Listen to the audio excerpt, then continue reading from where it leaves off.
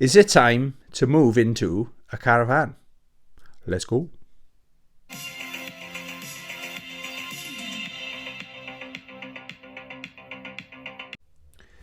Hey YouTube, welcome to the channel, or welcome back to the channel, Bambinos. We're going to do something a bit different today, okay? We're not going to talk about video games, and it's not going to be a dog vlog, so that's kind of what my channel, the content I normally put out there. But I had one of those Facebook notifications, there's those memories that come up every so often, and 2 years ago today, I bought my first house, or my only house, which we're currently in, okay? So it's kind of a special time, so I thought I'd celebrate. And then I was aware I've moved house quite a lot, more than average, okay, with work or whatever reasons, okay? But can you believe I've moved house, 26 times in my life, okay? And I'm currently very recently turned 42, so that works out every 1.6 years I move house. That's, to me, that's kind of crazy. It's much more than any of my friends, anyone I've ever met, has moved house. So I thought it'd just be kind of fun to just go through everywhere I've lived. I'm not giving out all my addresses. I lived at this street, this postcode. No, I'm not going into that much detail. And the other reason I want to do this video is because I'm struggling to keep awake. I started work at 5:30 this morning. So I had to get up at 4:30, and I really struggled to get up for work.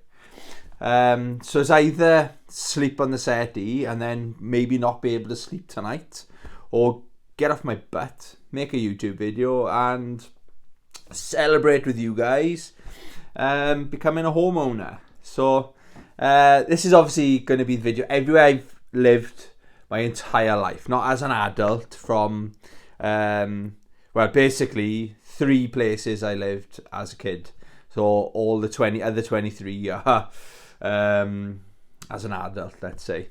There have been times where I've moved back home. I call it back home my family, when you live back with your mum and dad, or your mum or your dad, you know what I mean? So that's what I mean by back home. Like, this is my home now because I'm a homeowner, but does that make sense? I'm not going to ramble about it anymore. So when I was born, I got very foggy memories of, it was a place called, there's going to be some right names as well, I will warn you, try pronouncing some of these. So the first place I lived was a place called Penllygare, okay? I think we lived there until I was 3 or 4, something like that. I can't really remember much, but I've got vague memories of me and my older brother, but it was my idea. We got up, I thought it was like the middle of the night, but it was early in the morning. So I was about 3 or 4, and we just were going for a walk. We just wanted to go out to the house, just me and my brother. So if I was 3, my brother would have been 4. It's quite frightening to think. And what I can remember, we walked miles kind of thing, and we got to the end of the street basically before my mum or dad came out and got us. And so we did, that was a little adventure. It's funny how I remember it, and my mum and dad were like, no, you walked 200 meters or something like that, but as a little kid, that's a long way, you know. So yes, we lived there. Then we moved into, I've got written down here, the police house, okay? So my father at one time was a policeman. He was a policeman for quite a long time. Kind of proud of it, but the police aren't what they used to be. I was proud of my father when he was a policeman, but then by the time he came out, we won't go into the Welsh. Basically, the police service he was in is known for being one of the most corrupt police forces in the UK. So, no, I'm not proud of that. Yes, we moved into a police house, and this was a place called, get ready for this one, Lacher. Place called Lacher. It's easy for me to pronounce, but like when I've lived abroad and stuff, and I tell them people where I'm from, they're like, they can't pronounce it. So I can remember a bit more about the police house, let's say, in Lacher. That's where I went to school. That's where we kind of settled down, and that's where a lot of my friends are from, my childhood friends, you know. I don't know, I'm trying to think of... It was a lovely house, a really nice house. They're no longer police houses, but they're very, very big houses. Really smart house that was. And well, funny thing, in story and work today, it's kind of related. I got arachnophobia, petrified of spiders. I'm alright with the tiny, tiny ones, but anything a bit bigger than tiny, I'm petrified. And I got to work and I was aware, I was probably giving it away now, but there was something on my neck. And I just sat down, so this is like 5:20 this morning. I sat down in my chair. I was like, what is that on my neck? And I just went like that, and there's a fucking spider on my neck. And he was on my neck all the way to work as well. So he's coming from the house, which is quite frightening. So my memory of my house... Oh, look at this one. Come up then. Come to say hello. You alright? Wait. Oh, wait. Sorry, let me get the microphone. Always got time for Rossi. Guess. Oh, there's a nice one. Look at this, good boy. He's wondering why I'm home so early. His belly's much better as well. Update on his health. You're better now, aren't you? Right, you're going to couch down? You're going to couch down for Dad? Are you? No. The back door's open. Go play. Go on, down. I hate doing that. You used to come up and catch it, I think. But there's no room on this chair. Sorry, guys. Sorry. I don't want this video to go on too long. Right, couch down, please, Rossi boy. Couch me there if you want. Yeah, so what I can remember about this police house was, I don't know how we got in there, right? I was playing with my Lego, and I built like a little house thing. So again, I must have been 5, 6, something like that. And it had like the little door, and I opened the door, and this, again, my memory might be a bit thing, but a massive spider was in this house thing that I made. God knows how it got in. I don't know how long it was in there, and I was screaming. I think it was the surprise of it coming out, and maybe that's where my fear of spiders came from. I don't know. Yes, that was the police house. Then, probably looking at my list, we were still living in Lacher. We went... this was a really nice house. We moved kind of a couple of streets over. This is the house I probably lived in the longest in my entire life. A place called Culver Road. And what I loved about this house, first of all, it was a row of white houses. And anyone says, oh, there was like a marsh road, a real quiet country road behind, like, if you go past our road, everyone knows the marsh road, okay? And there's a row of white houses, and my father had to be different. Ours was the cream house. So you're all white, then a cream one in the middle, then all white. So if any of my mates wanted to come call for me, I'd say, oh, do you know where the marsh road is? Yes. Know the row of white houses? Yes. We're in the cream one. Oh, I know that one, the one that stands out. The fucking odd one. Yeah, the odd one out. But the other thing I remember is there was a forest behind where we lived. So literally there was a gate at the bottom of our garden, and it was the best place to grow up. My father had, he used to be a tug-of-war referee. If anyone doesn't know what tug-of-war is, it's when you get two teams, they have those thick ropes, and they basically got to pull the opposing team past this point kind of thing. And those matches can go on for quite some time. So he used to do it, and he was a referee. And he had an old rope, a tug-of-war rope, and he tied it up this tree, and we had the best swing, there's a big knot in it. Oh, we used to love it.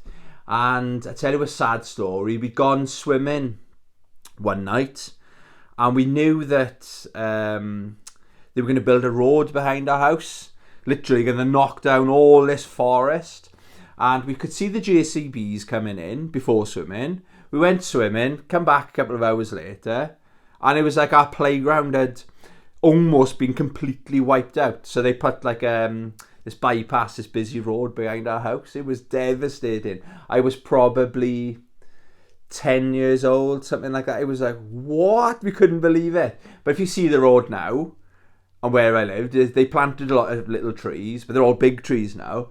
You'd never know. It feels like that road's always been there, kind of thing. So I got a lot of fond memories living there. Then I moved to a place called Gowerton, but this was basically, I was, how old was I? 20. Yeah, I was 20 because I had my 21st birthday there. I moved in with this girl I was seeing with her family, kind of thing. Maybe I was at that age as a bit of a rebel. I didn't want parents telling me what to do. I was going through that phase, late puberty, I don't know. So I moved in with this girl in Gowerton, and her parents are really nice. Her father was a school teacher. Her mother was a very nice lady. They just took me in. I had a couple of issues going on, but yeah, they were great. They were very, very nice people. And then with that girl I was dating, we ended up moving to Paris, okay? She was going to do, or she was doing a French degree, and obviously she was a student, a university student, so she was doing a French degree, and part of her degree was to move to France for a year. And it was like, oh, well, and then she was talking about dropping out because she's doing a to break up, but it was long distance relationships. And I was struggling to find work at the time. So I jokingly said, I'll just get a job in Euro Disney and come with you. I think I had a bit to drink. Oh, that's a great idea. Next morning, her dad's on the computer. Mum's looking as well on her computer. I'm thinking, next thing, I've got an interview for a job in Euro Disney. And it was legit. I went to London for the interview, went to Disney headquarters there. This was back in 2002. And cut a long story short, I got a job in Euro Disney. So I lived in Paris, only for a short period of time. The girl was she wasn't for me, let's say. But it was quite a lot of shit happened when I was out there. It was a disaster, if I'm being honest. But it was the first place I lived on my own, kind of thing. Like when I moved out with her, it was her house, her parents' house, so the laundry and all that was taken care of. And I remember we learnt the hard way. We didn't have a washing machine, so we had to go to the laundrette. And I know I got loads of memories while living abroad in Paris, but this is the one this is like me growing up or learning the hard way what it's like living on your own. So I literally, and she was the same, we wore a last piece of clean clothing, so like 2 weeks of laundry. And then we were like, we need to do the washing because as of tomorrow, there's no clean clothes here. So we went to the laundrette that day. Oh my God, how boring is it? You got to wait in the laundrette. Boring. Figure out how to fucking use it. We rammed all our clothes in this massive washing machine. Lugged it all home. It was what a shit day off this was. Then we had to put it out to dry. So the radiators in this flat, it wasn't a flat, it was like in a little apartment thing, were tiny. So everywhere there was a ledge or anything, there was pants, socks, knickers, what you name it. Bras hanging on the fucking on the fan on the roof. Oh my God, it was like we should have been doing it every week, isn't it? But we left it till literally the last minute. Then I came back to live in Culver Road. That relationship didn't work out. Then I went back to college, and that's where I briefly talked about my fiance. I used to do alright with the women, but I don't know. I don't know what happened to me. So I met another girl. So we got engaged, and I moved in with her and her baby. She had an 18-month-old daughter, and the father was I won't go into it too much. He was an ex-Man City football player. But it's not the Man City of now. It's the old Man City before the money started rolling in. And he was in trouble with the law and stuff like that. So he wasn't on the scene. And the baby started calling me dad. And my fiance didn't correct her. So I just went along with it. But that was a nice little house. What I remember about that house was it was literally a path, and our house was this side of the path, and then there was a bit of a drop, and there was a river. So I loved it. I could, the sound of the water going past was so relaxing, and that's when I rediscovered my love of reading. So I'd sit there. We had these old school, it was like an old cottage, I suppose. Like, they weren't double glazing. Like, the windows are open up, not like put the handle and open. These old school windows that are like a little latch. I used to have a seat by the bedroom window, and it was so relaxing living there. Then my parents then bought a new house in, I call it Bont. It's a place called Pontedillis. Again, a big name, Pontedillis. So we were living at the bottom of town, and they bought a house kind of on the way in, the posh part. What a nice house. That was, I got you Broad Park because my parents named the house. It was so posh. They had a name for it. And so the relationship didn't work out with my ex-fiance, and put me off women forever, I think. I'm not gay though. So this house, it was so big. It was 4-bedroom house, but it had 2 or 3 bathrooms. Basically, right, I had my own living room. Like, my parents were living in the smallest living room. It had 3 living rooms, right? It wasn't a mansion or anything, but it was a lovely, nice, old-fashioned, stunning house. And they were doing it up. The kitchen was amazing in there, right? Really modern. So I wasn't really in a hurry to move out of there because I had my own space. So I had my own living room, my own bedroom, my own ensuite. It was almost like a little flat that happened to be joined on to my parents' house kind of thing. So I was getting the best of both worlds. But then I didn't like where it was. This Pontedillis, it was where my father was born and grew up. And like my ex-fiance is where she was born and where she grew up. So I didn't know anyone there, and I didn't want to be bumping into her. So I wanted to go back to my kind of, my hood, my stomping ground, if you like. Okay. So then we moved to, so far we've done 1, 2, 3, 4, 5, 6, 7, we're on 8 houses. This is my 9th time moving in my life already, okay? I got my own flat. This is me, first time ever, on my own, okay? In a place called Gosainen. And what's funny about it is there's a job centre in Gosainen. But then if you say the word really slow, go sign on. So I got to go sign on in Gosainen. Maybe that's where they named it. They knew all those years ago there was going to be a job centre there. Or when they were doing the job centre, when they were going to build one, they thought, where can we put it? They looked at the map and thought, we'll do it in Gosainen. It makes perfect sense. So this is my first ever flat. And again, I don't want this video to go on too long, but this was my worst ever flat. I always compare. There was one when I lived in Merthyr. That was a house, 3-bedroom house. But this one, I remember like the floor would dip down. There's like almost blisters, like bubbles in the floor. It wasn't straight. It wasn't flat. I bought nice furniture. I was all my houses and flats have been unfurnished, apart from 1 or 2, but the majority of them have. And I liked it. When I made it mine, when I looked around, I thought, I don't know, and it was so cheap. This was £300 and something a month. We're talking 2006 now, and I couldn't afford it on. I was a swimming coach, and I couldn't afford it on what I was earning as a swimming coach. So I went back to Curry's. When I make my mind up and set my mind to something, I can do anything, right? So I was like, I was so miserable deep down living with my parents, not because of my parents, because of where it was.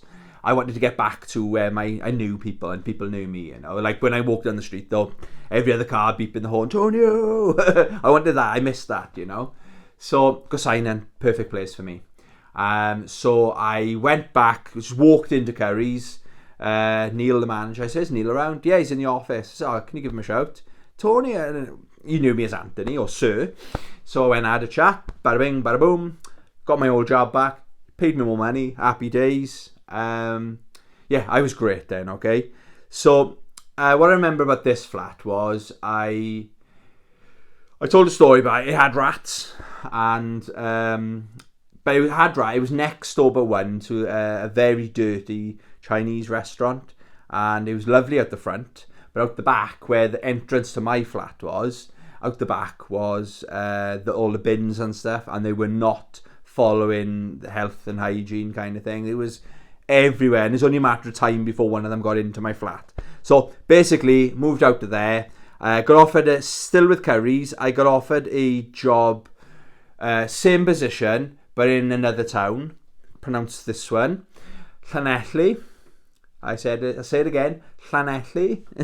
So I got a job there, and I had a studio flat. I liked this studio flat. It was in a place called Llawn Hendy. Llawn Hendy. Repeat after me. Llawn Hendy.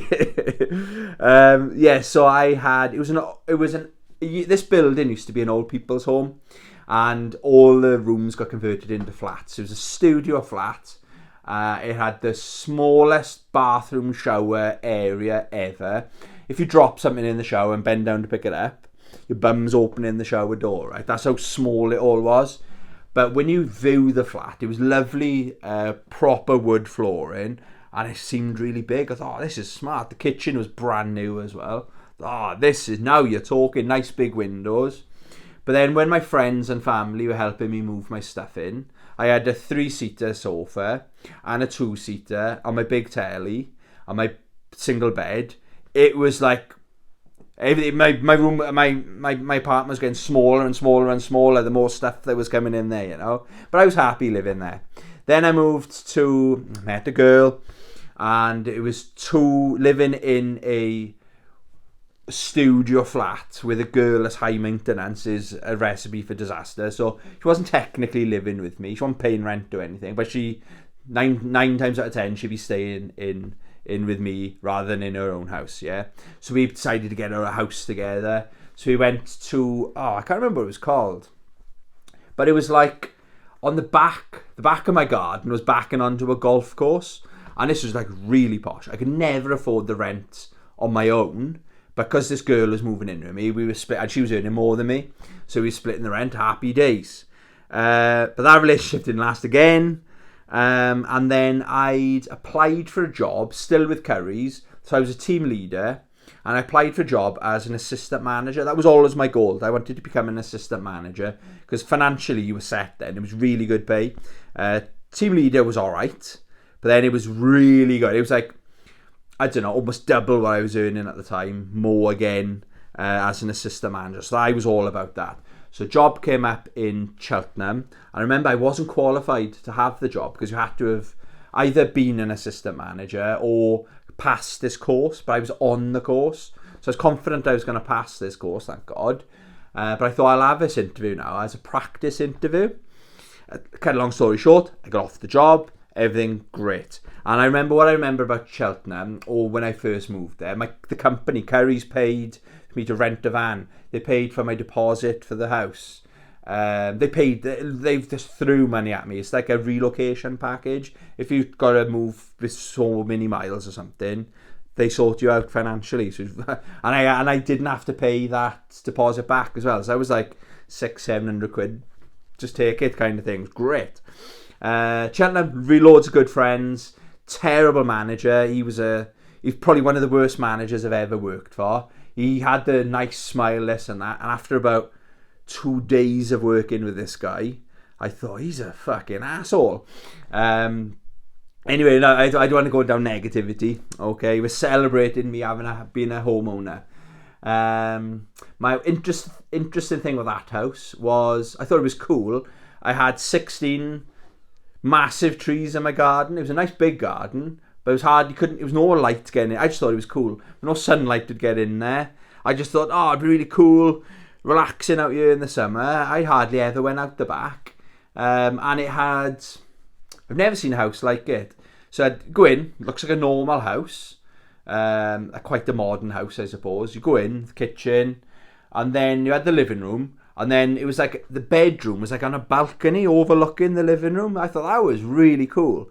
But it was like, upstairs was tiny. You go upstairs, you had a bed, the bathroom was upstairs. That was it. But it was I was happy there. I was happy with that house. Then I got offered, or headhunted then. A manager called me up. Funnily enough, that manager that when I went back to work for Currys in Swansea, that manager got transferred to Bridgend. And he had a couple of... they were sending him there, but he didn't have to go. He didn't really want to go. But he said, if you send me here, I can pick my own management team. So, and I was one of the persons... He just phoned me up one day, and I was starting to get fed up with this boss in Cheltenham. He was breaking so many... Fraud. He was a fraudster, basically. And I was thinking, my conscience... I wanted to phone our security, loss prevention officers, I think they were called. I had to phone them to say, this he's technically stealing from the company in a roundabout way. And I didn't feel right. My conscience, I wasn't happy there. So then while all that was going on, my phone rings and it was this bloke, Neil.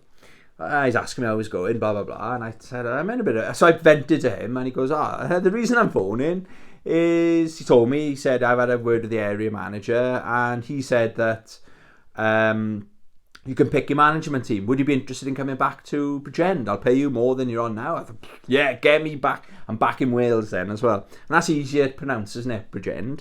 So I had a lovely flat in Bridgend. Can't really remember much. It was a very posh area. I did not fit in. Bridgend is probably one of the most depressing places I've ever lived. I don't know what it is with that place. As you're driving through, like my mum's dog is from the Dogs Trust in Bridgend. It's going back and forth there. It looks lovely, but there's something about the town, and they've made a movie about it. The suicide rate is so high in Bridgend. There's just something going on where loads of youngsters are just killing themselves. And I don't know what it is. And it's just like this vibe they've got. And I was picking up on this, you know. And a lot of people from Bridgend know people that have ended it, let's say. So I can't put my finger on it, but it's just miserable living there. I did not like it at all, okay? So I didn't want to be there too long. Then I left Currys and I went to work for a small company called Sony.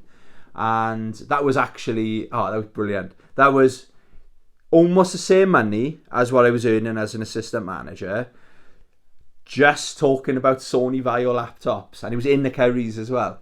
What a difference from...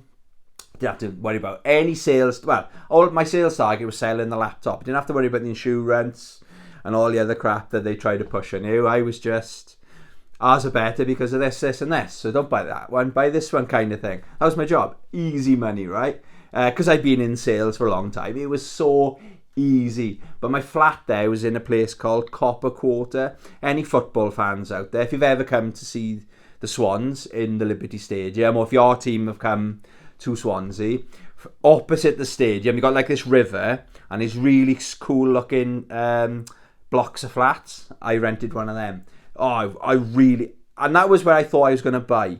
I gotta be honest, they was in my price range. It was perfect for me. I had a 1-bedroom, lovely floor, open plan kitchen and living room, and a nice big balcony as well. That was perfect for me. But now I've got a dog. He's still there, mind. Now I got Rossi. It's not fair with not having a garden, you know. So now what I got now is more perfect for me, okay? But I really like that flat. Then I moved back to my mum's. My mum and dad were going through a divorce. So life started to unravel, I suppose. But I only went back there for 6 weeks because I had... a random opportunity and I just took it to move to Ibiza to live.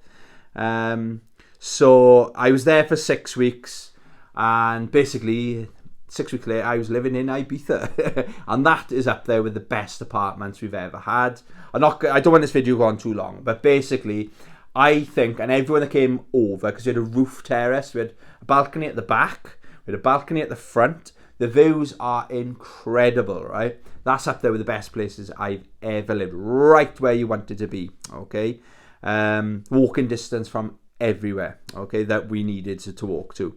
So I lived in Ibiza. That was about 6 months. Okay, I could have lived there all year round. I was asked to babysit the dive. I was doing a dive master internship, it was called.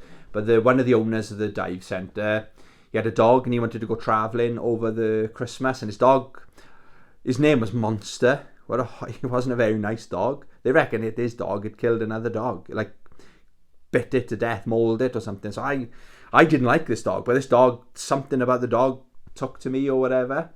And the owner said, if you could live in my apartment rent free, if you look after my dog for me. It wasn't easy to turn down. I thought, oh yeah, I can another 6-7 months in Ibiza rent free. But I was ready to come home. I did get homesick, okay, so I turned that down.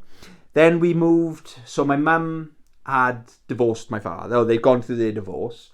So that big house, they sold that big house they had. So my mum didn't know where she wanted to live. So I wanted to be there with my mum as well. So I always wanted to live in a place called Gowerton, right? I've always liked it. I think my mum went to Gowerton school when she was younger. So we rented for 6 months by the football fields and stuff. It's called the Elba in Gowerton. We were there for 6 months because what we didn't want to do is I didn't want my mum to buy a house and then hate the place. So it was like a trial kind of thing. So nice little house. I remember it had a spiral staircase. I thought that was the coolest thing ever. But what I hated about that house was my bedroom. Like, this house was at the end of the street. So you go down the street and it was like at the bottom facing.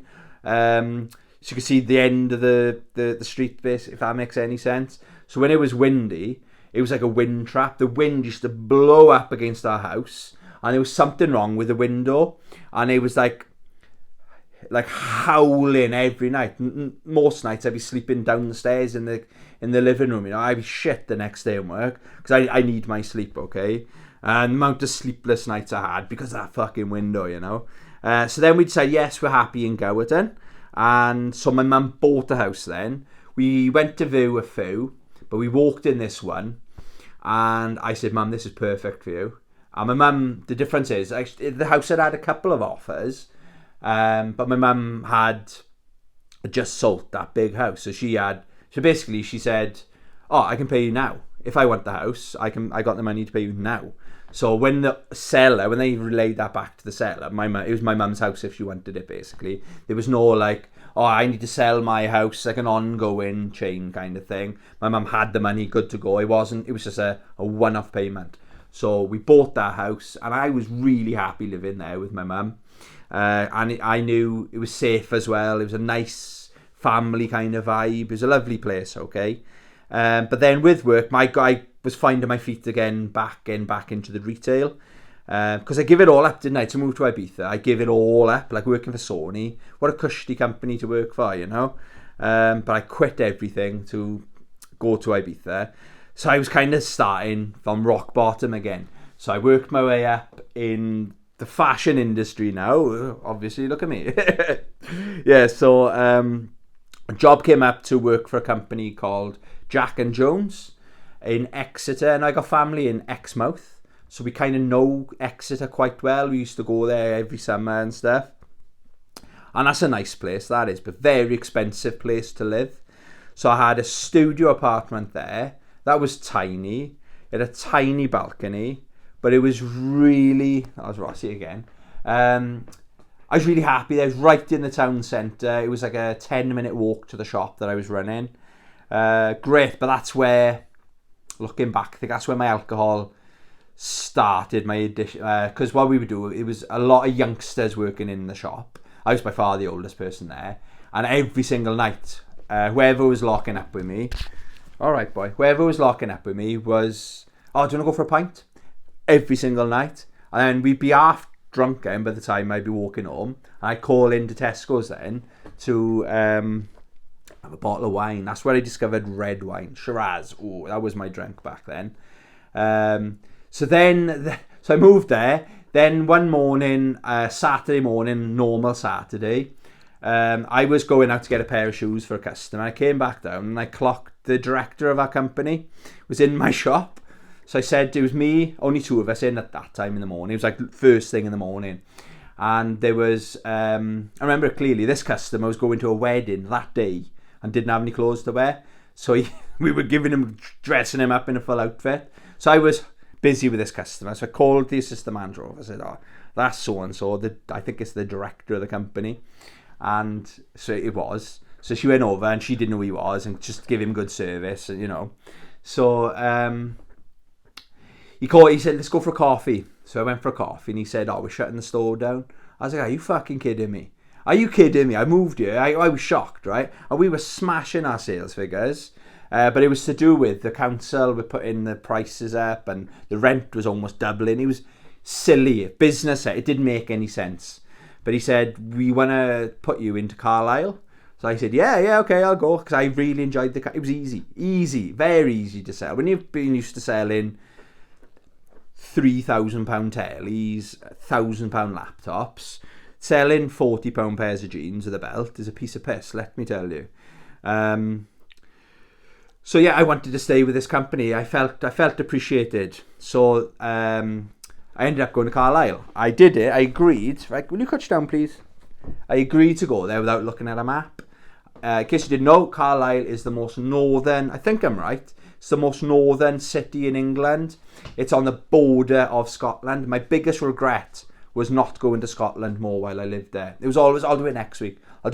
Now remember, this was with my drinking problems were really starting to kick in. My mum came up to visit one time and we went to Glasgow on the train. I think it's one stop. The next stop, it's about an hour, mind. But what an amazing city, Glasgow. I'm so gutted I didn't go to Edinburgh. I should have done it. That's my biggest, because I like how far it is now from South Wales to fucking these places, you know. So I was in Carlisle. That place was, that was really nice actually. The rent in Carlisle compared to wherever I'd lived before is dirt cheap. I'm talking dirt cheap. I was renting it was an old mill. There's a lot of these up north, like an old wool mill or something, and each floor was an apartment. But mine, I think it was 2 apartments on my floor, maybe 3. Oh, it was massive. I had chandeliers, right? I had a balcony, a tiny balcony. It was laughable. But I made friends with the seagulls. It's like a seagull's nest thing. So I used to throw bread on the roof for this thing. It was really high up. I liked it. It was a charm to my Carlisle apartment. Stunning, absolutely stunning. But like Exeter was nice, but this was much cheaper than Exeter, and it was massive. You know, it was grand. You go in, and I remember when I moved in, a man came to knock on my door, one of my neighbours, and he thought I was maintenance. I didn't have the look of someone that could afford to live in this place. I'm thinking, do you know how cheap it is living here?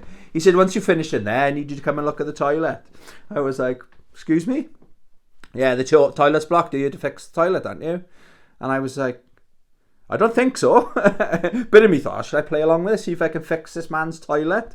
But no, I said, no, I've just moved in, mate. Oh, sorry, I didn't know. And he was like looking me up and down. I've always looked out the place wherever I go anyway.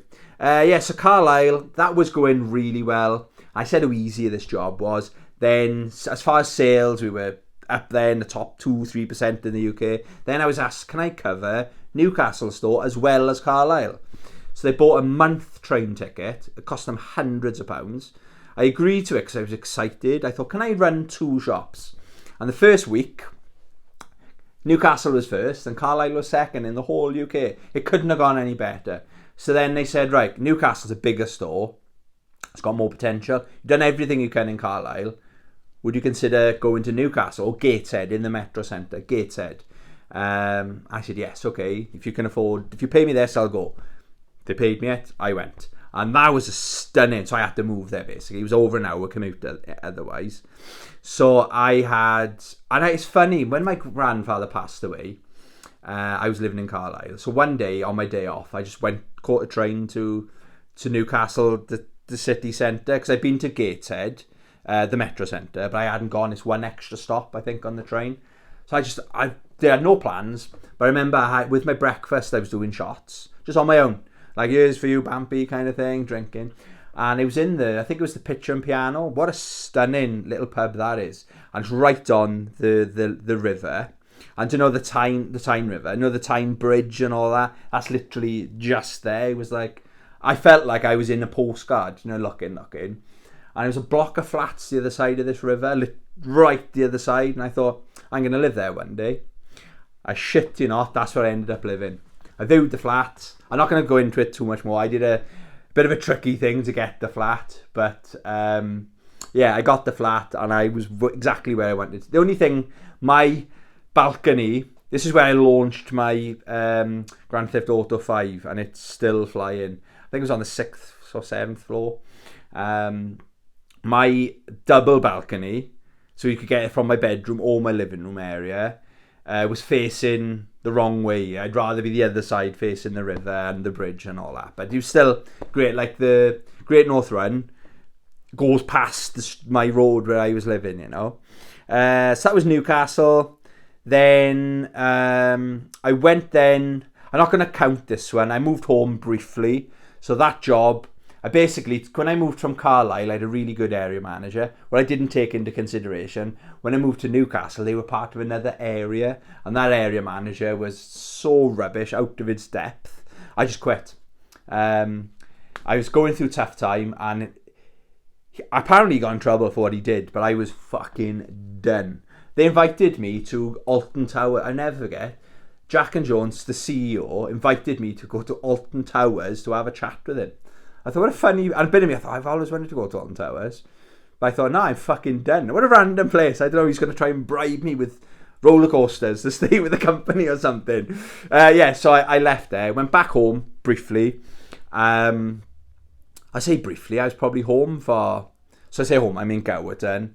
6 months or maybe longer than that, actually. But my next time I moved, I went back with Jack and Jones. But this time was with a franchise. So rather than working for the brand, now they approached me. Could I come and work as an area manager? And I thought, yeah, okay. And then I got promoted to regional. As the business was growing, these new roles are coming up, you know. So they said, right, we need a regional manager to lead all the area managers. So they said, we do no interview, a phone call basically. I thought, yeah, go on then, let's go. So I moved to London. I loved living in London, right?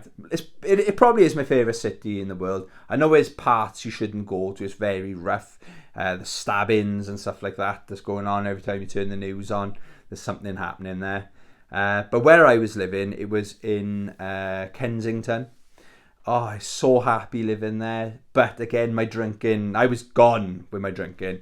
It was, I wish I'd instead of spending that £20 on a bottle of Malibu, rushing home to get absolutely wasted every single night. I wish I'd put that money, gone out every other night and had £40 to go to the museums and spend money or just live a little bit, you know. So I missed out on so much because of my alcohol. But I did love London. I love going to London, okay. Then another franchise got in touch. I left there after, 6 months or something. Still with Jack Jones, so another franchise. They wanted to offer me whatever I'm earning now. They'll match it, just run a shop. So a fraction of the responsibility. Obviously, I lied about how much I was earning. I chucked a couple of thousand on top. So I was earning more to run Cardiff Jack and Jones. And that was the nicest Jack and Jones shop in the UK. It was brand new.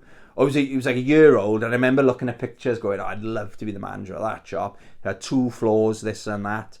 But it wasn't run, the company was run ass backwards. So I'm used to a properly run Jack Jones. And this was like a newer company. And they thought, these are how we do it. And I was trying to say, oh, maybe you could do it this way. Well, no, what do you know? And I thought, never mind then, never mind. Carry on. Just, you ever seen that meme when you're sitting back, relax, you're saying, and it's just fire everywhere. You're just saying, yeah, I told management about all these issues and fucking everything's on fire. That's exactly how summed up working for that franchise. So I left there, got a Christmas job then, working, I just put a post on Facebook. Anyone know of any jobs in Cardiff area? Because I was tied into this new lease now. I had a lovely flat in Cardiff. Very student-y vibe where I was living. Then, so I had to pay the rent, you know. And I think I was still paying my London rent as well, because I wasn't there quite 6 months. So I had a couple of months. London rent, that was 900. My Cardiff was 650. That was a big chunk out of my pay slip every single month. So I needed a job and fast. So I put a thing on, anyone know any jobs in the Cardiff area?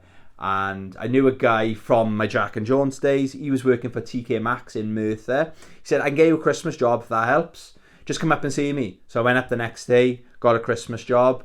I won Employee of the Month the first month I was there. And I was just having a laugh. I'm not saying I was Sky. I always work hard, right? If you pay me, I'll do my job to the best of my ability. But it was like, there was no pressure. I was kind of coming back to my old self kind of thing. I wasn't worrying about sales targets because there wasn't any in TK Maxx. Then they offered me I was the only Christmas temp they took on. They gave me a promotion, like the shift manager job or something it was called. So I needed to move to Merthyr. And what a shit hole that was. But it was so cheap. I was paying either 400 or 450 a month for a fully furnished house, 3-bedroom house, front and back garden. But the house was just, it felt like it was going to fall down. It was so creaky, and it was 2 men owned the house, and they were emigrating to Benidorm, and they were literally just waiting for someone to come in and rent this house. So I thought, it was like a friend of a friend, someone working there, got me in touch with them. I went up after my shift and I had a chat. I thought, yeah, okay. They had like the massive plasma TV, everything was there. Sky TV paid for, TV license paid for, council tax for a certain amount of months paid for. You know, so I did really well living there. But I wasn't happy. I was just drinking all the time then. Then I moved back to Gowerton, back with my mum.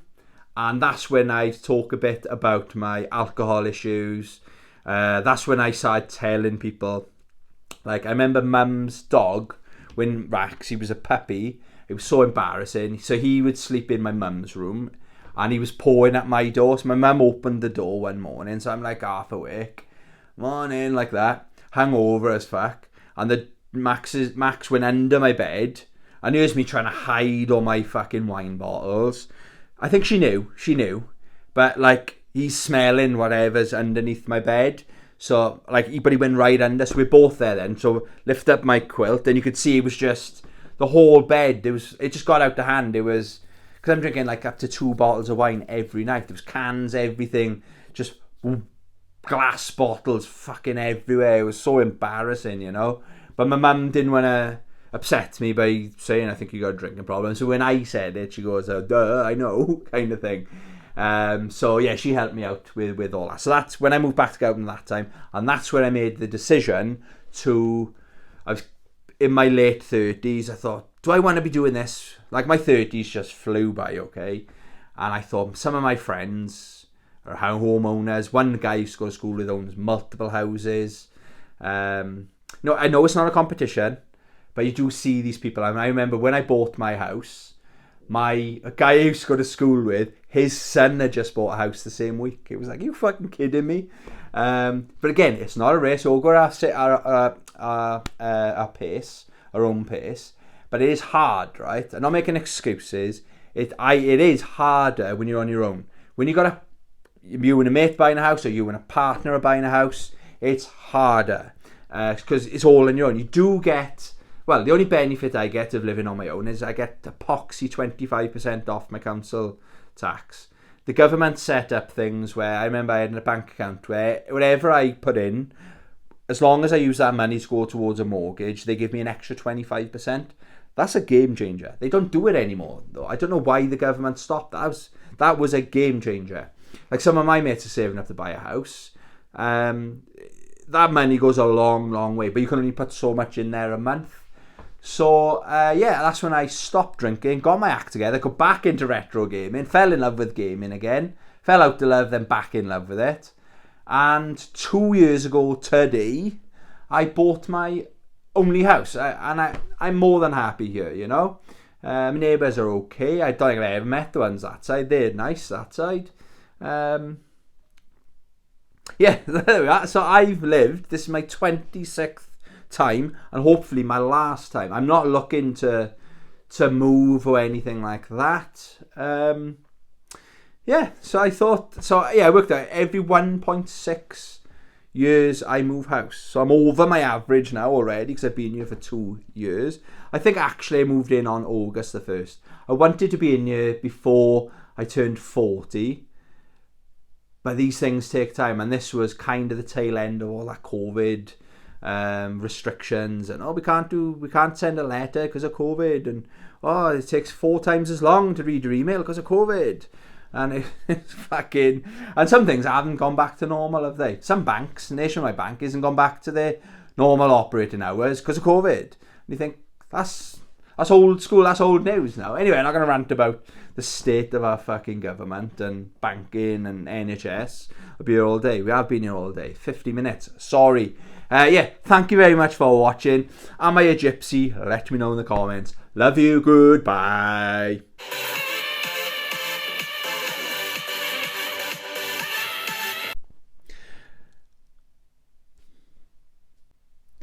Is it time? Is it time?